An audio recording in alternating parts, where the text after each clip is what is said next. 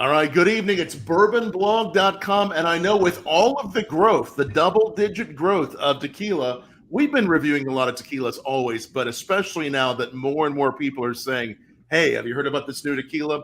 We continue to talk about tequilas. A couple of my good friends in the tequila world, it's Director of On-Premise for West and Central Bacardi. It's Kenny Jordan there at the bottom of the screen, and Director for Education at Patron, it's Antonio Rodriguez. How are you, gentlemen? Doing great. Good to see you, Tom. Good to be back. Good.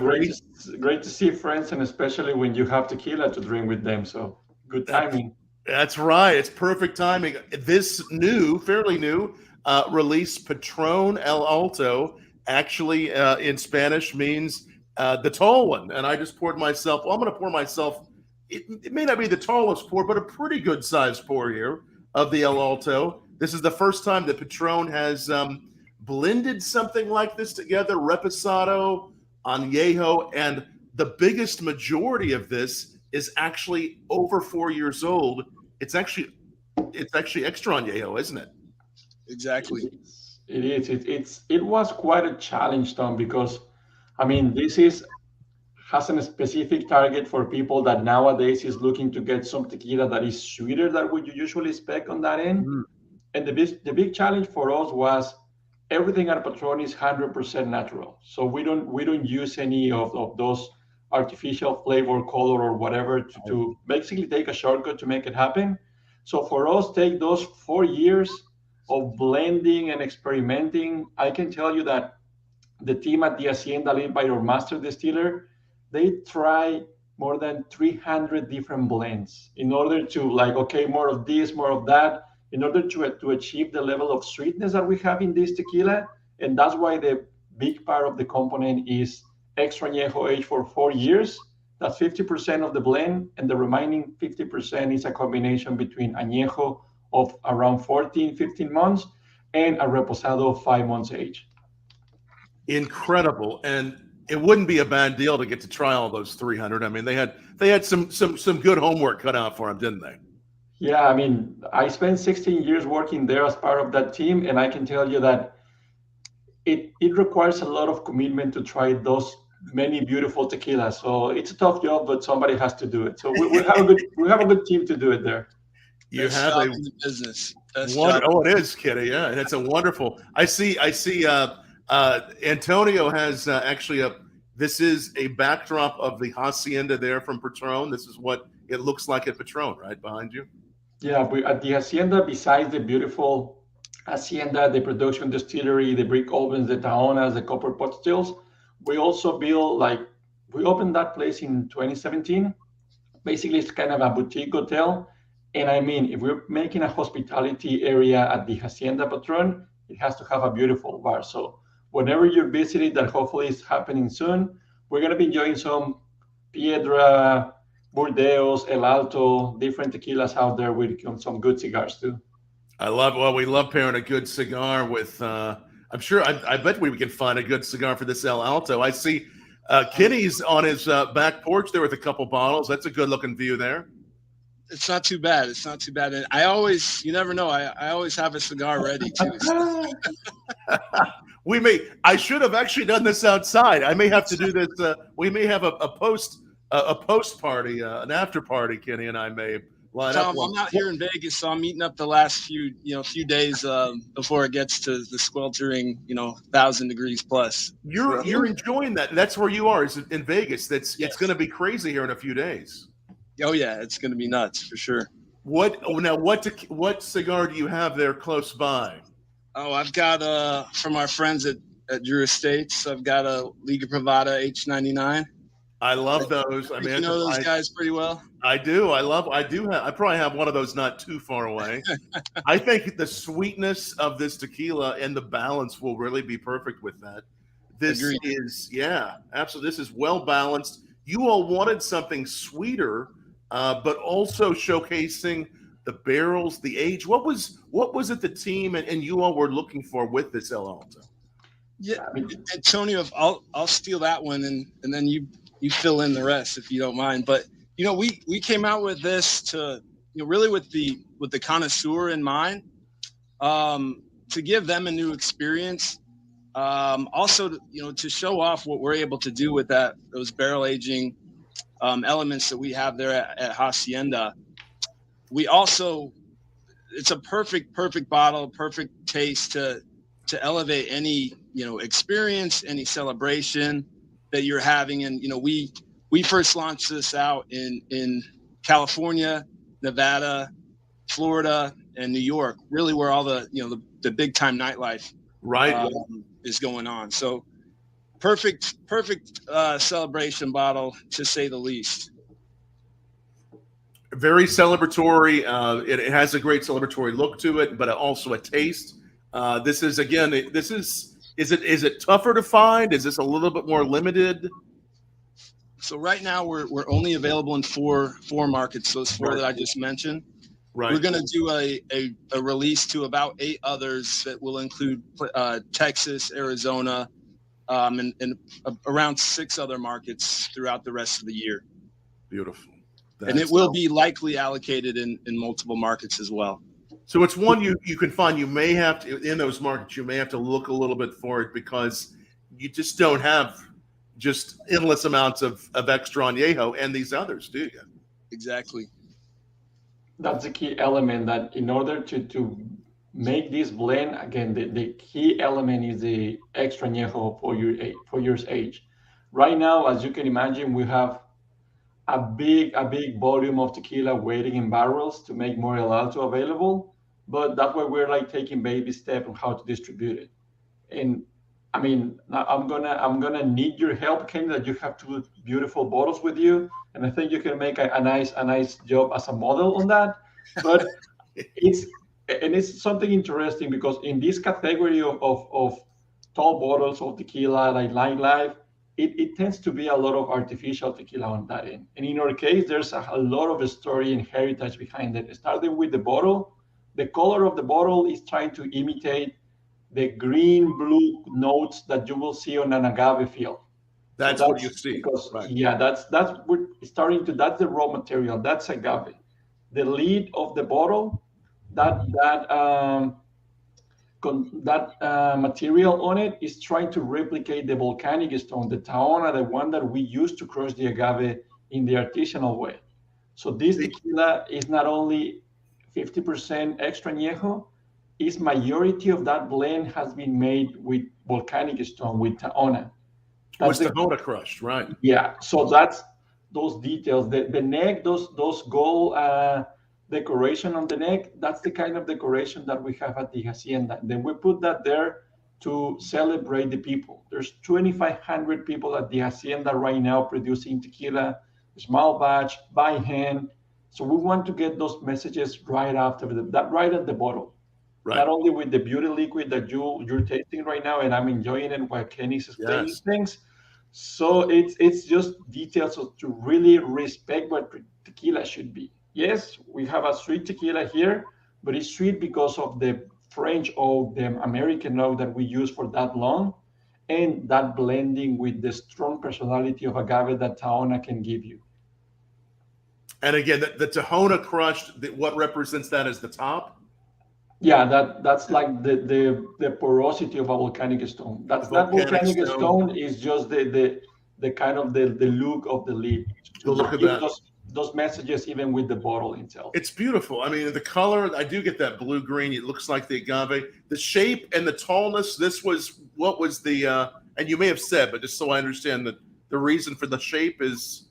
It's kind of an agave leaf.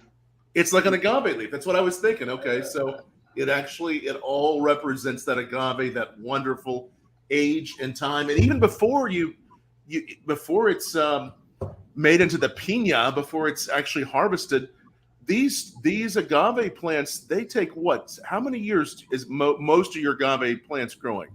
It's going to be a window between 6 to 7 years for an agave to be fully mature, which is another key element, because nowadays with all the booming in the industry, not everybody is patient enough to wait these years. In our case, we really need to do it because there's nothing on Patron but agave, water, and yeast. So if we don't are patient enough, and we don't basically hand select the sweetest and mature agave that we can get, we're not going to achieve these flavor profiles. Right. I love that. I love the fact that whenever you talk about, not that bourbon and rye and a lot of the whiskeys behind me, not that those are easy, but when you think about when one agave plant is harvested, it took that long just to get it to that space, and then another 4 years. You're looking at on some of this like 11 years in the bottle right now. I mean, as far as 11 years that it took to get here. In the making, yeah. I mean, that's Right. that's quite a lot. I mean, the good news in our end is like, I mean, we've been producing tequila since 1989. So every time we're playing with barrels, we're having some liquid like we're experimenting with.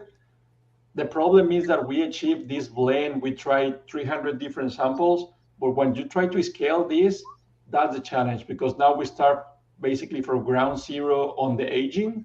And that's where we're right now filling the pipeline. So within 3 years from now, more or less, we're going to be able to have El Alto, I will say, nationally available.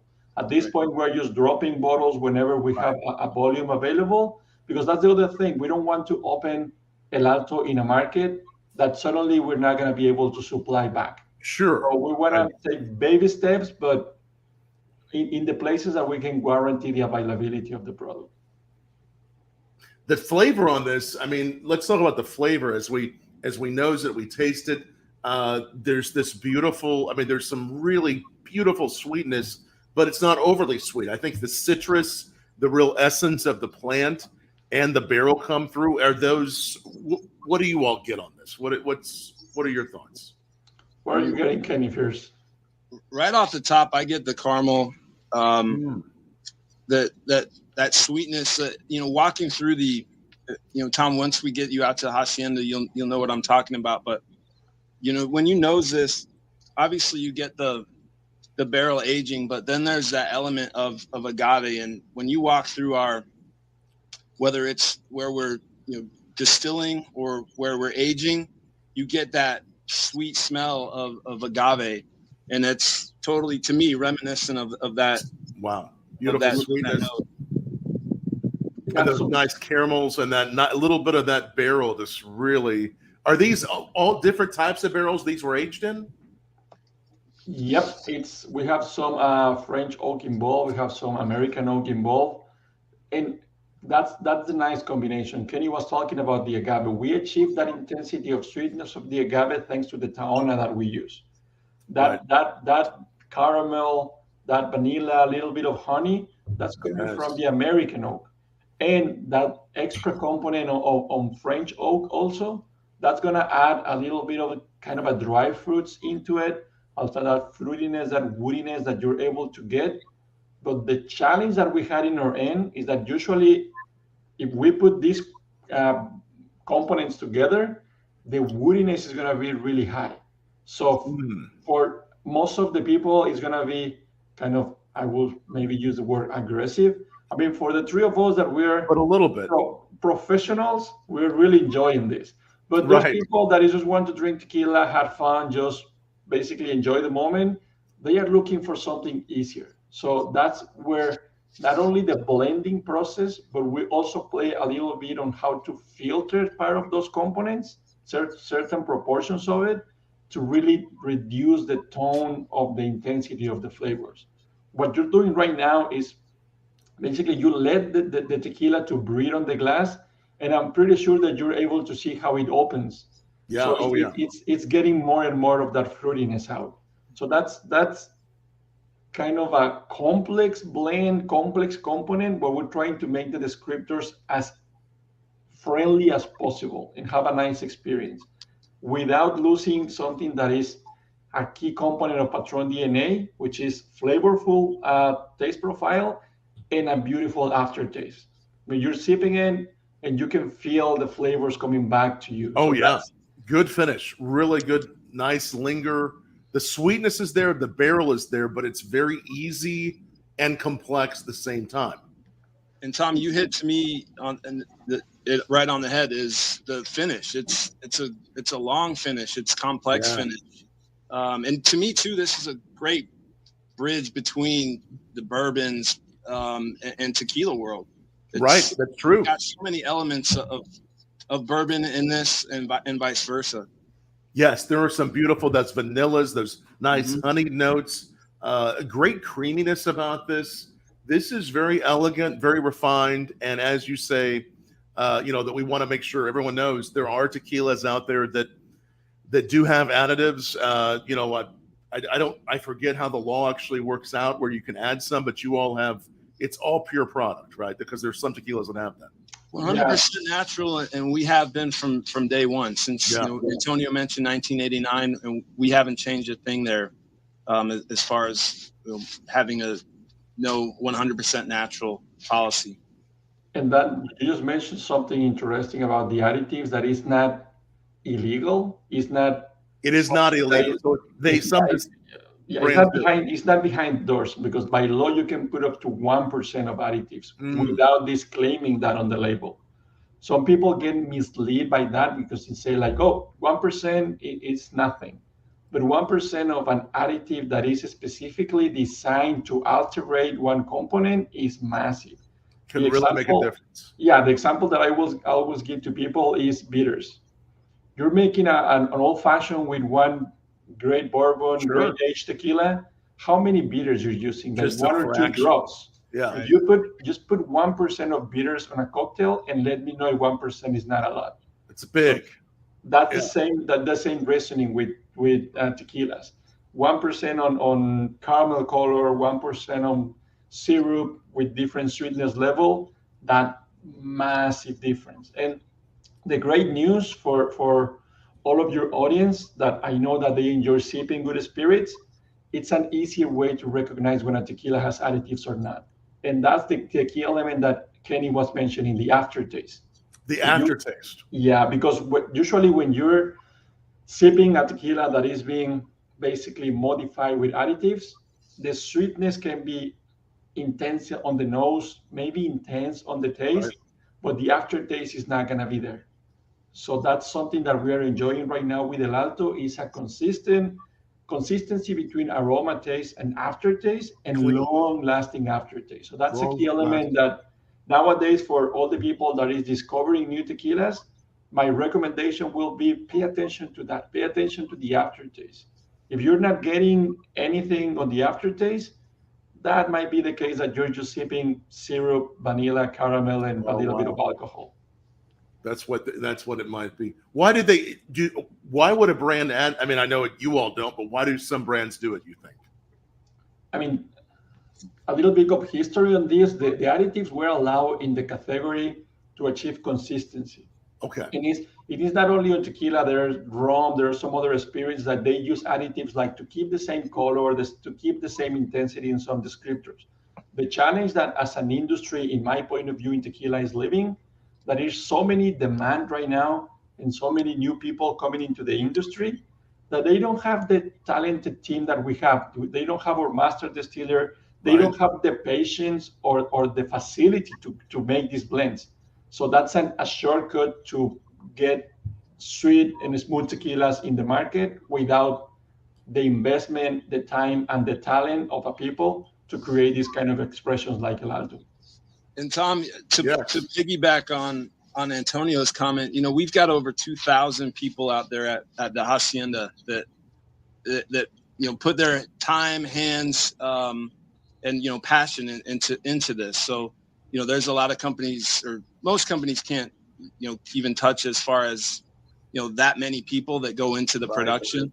A lot of that goes to automation, et cetera, but super proud to say that's not what we do. And when you walk those grounds, Tom, you'll see that everyone's walking around there, proud to work there, and walking around with a lot of passion as well. Well, I'm looking forward to it, gentlemen, and it's such a delicious portfolio. This one, the others I've tried, from your core line to your more rare ones, I love them all. You're doing such great work. I know you have a couple of others that have just recently been released. One of those being the Ahumado, the Patron Ahumado, which it partly means smoky tequila, right? Yeah, that's. I mean, we're working right now with a lot of innovation because people is eager to try tequilas in different expressions. This Ahumado is kind of a step into the past of tequilas. We took the same high quality agave, but instead cooking on brick ovens, we cook it on underground pits for 7 days. Dry heat, trying to create that smokiness. And the result is a tequila that shows you a little bit of the smokiness that you might get on a mezcal, but with a higher intensity on agave notes, on fruitiness from the tequila. So it's quite a very interesting tequila to try. And we have two different expressions of ahumado. We have ahumado silver, which is basically right after distillation, and something that I think you're really gonna love is the ahumado reposado. We take that tequila and age it for 9 months on bourbon barrels. So that is really an interesting expression. It's going to be right up your alley, Tom. And I can't wait, Kenny. So again, there's the silver, and then there is one that's also aged in bourbon barrels for 9 months. For 9 months. So this again is it sort of a hint at a mezcal, but really being a tequila? Is that? Yeah, but by law, it's mezcal and tequila are two different spirits based on the raw material, based on the location. So I will say that this is a bridge between those two spirits, because you get that smokiness, but not being overwhelmed. You have the strong agave to still showcasing the land and the raw material that tequila represents. So you got a silver and one that's more of a reposado, ahumado? Yep. Exactly. Beautiful. And then you also have, similar to this bottle, the El Cielo. Am I saying it right? El Cielo, which means the sky in Spanish, and that's basically that's a blanco tequila, that's a silver tequila. That in our end, the innovation behind it is that we distill it for 4 times. So the target on that end is to make the tequila as smooth as possible, but the key element is not losing the agave thing. So you're gonna still find the citrusy of fresh agave, the sweetness of cooked agave, but in a lower intensity, making this tequila more accessible for when you are in Vegas with Kenny in a pool party, enjoying a hot water, enjoying it, yeah. Just like super easy to drink tequila, put that on over ice, and you're really gonna have a nice celebration there. And all of a sudden, I realize how far in I am at the blackjack table, right, Kenny? Then exactly. Yeah. And also, in other words, you're going to have to bring us back on so we can. I want to. No, we're going to. We're going to do it. I want to try all those. They sound delicious. So many new innovations, and I know more to come that you all have done the last several years as tequila has just become more and more popular. You all, as a brand, have had, was it over 40% growth in your aged tequilas the last couple years? Exactly.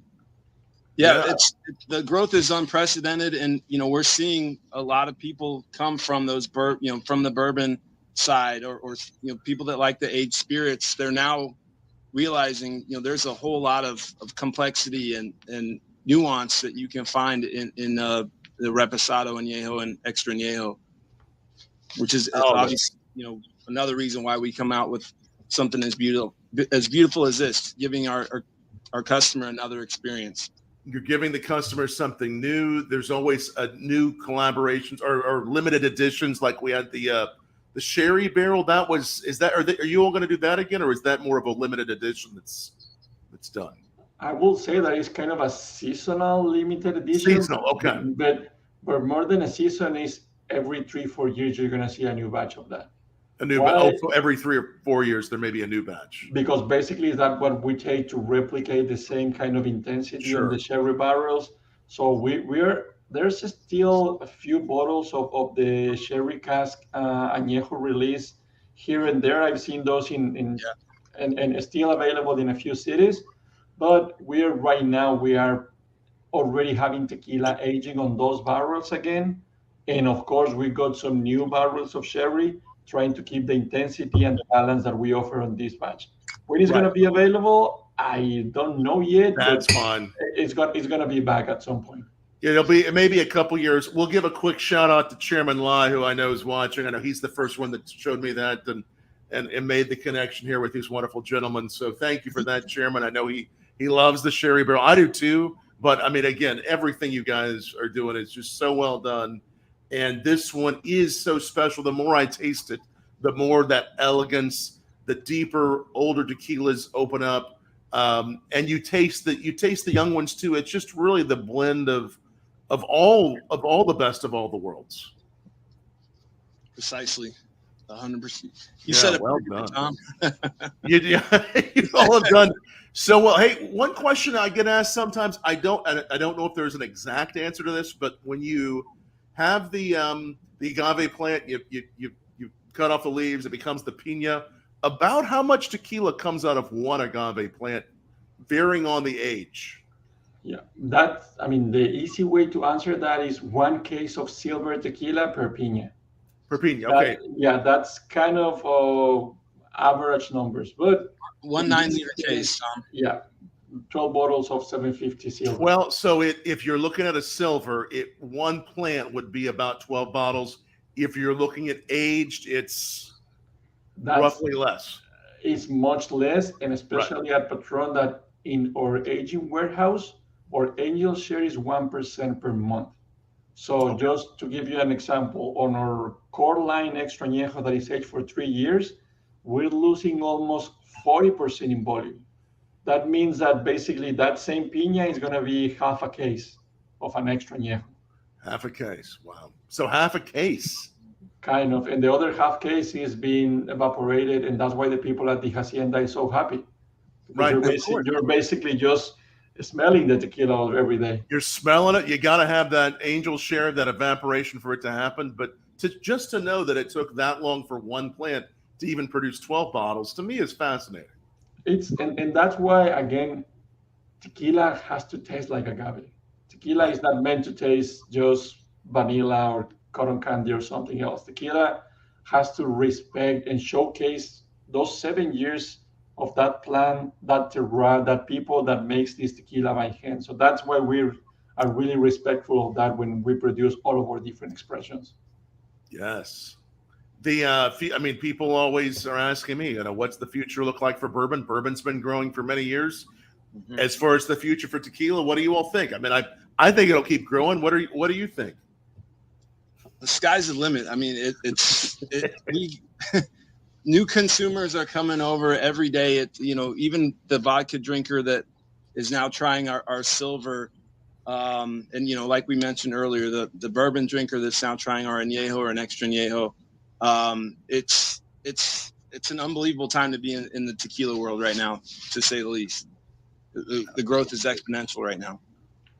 Has it? I know you both have done it for a while. Has it surprised you, Antonio, to see how much it's grown the last few years? In some ways. I was expecting some growth because tequila has so much to offer, but I cannot lie to you. I was surprised in the last 2-3 years when the growth has been exponential. The good news is, I have the fortune to travel all over the country and talk about tequila with different people. A lot of people is drinking tequila, but not everybody is well aware of all the expressions of tequila. So that's why I think the growth is still out there. When people start discovering that tequila is not only silver, that we have the reposados, añejos, extra añejos, different collaborations like the sherry, different kind of expressions like the ahumado. So there's always a new tequila that you can try. There's always a new one, and we're going to be bringing these wonderful gentlemen back on the show soon to try those other wonderful releases. And I'll put the website, patrontequila.com, down there. Make sure you follow them on social. Follow us. We'll be telling you about their new releases. And guys, so good to see you again. Patrón El Alto, be watching for it. Again, the markets are right now. Tell us again. Right now, it's California, Nevada, Florida, and New York, but soon to be 8 more, like I said, including Texas, Arizona, and the list goes on there. So I don't want to guarantee any yet. So got to be watching, and it is such a unique, well-refined tequila. Be watching for it. You got to try it. I hope everybody who wants some will find it. And thank you guys. It's so good to see you all again. Tom, thanks so much. Great to see you, and hopefully we get to do this in person soon and at the hacienda. I would love that, Antonio and Kenny both. I look forward to seeing you all real soon. And thank you, Tom. I mean, I really appreciate that you use your forum, your channel to introduce more people into this category. So I appreciate the love as all the time, and hope to see you back there at the Hacienda drinking some good tequilas. We'll see you right there in that bar. I look forward to it. Don't Antonio, be. thanks for your kind words. Come to Vegas soon, guys. And Vegas.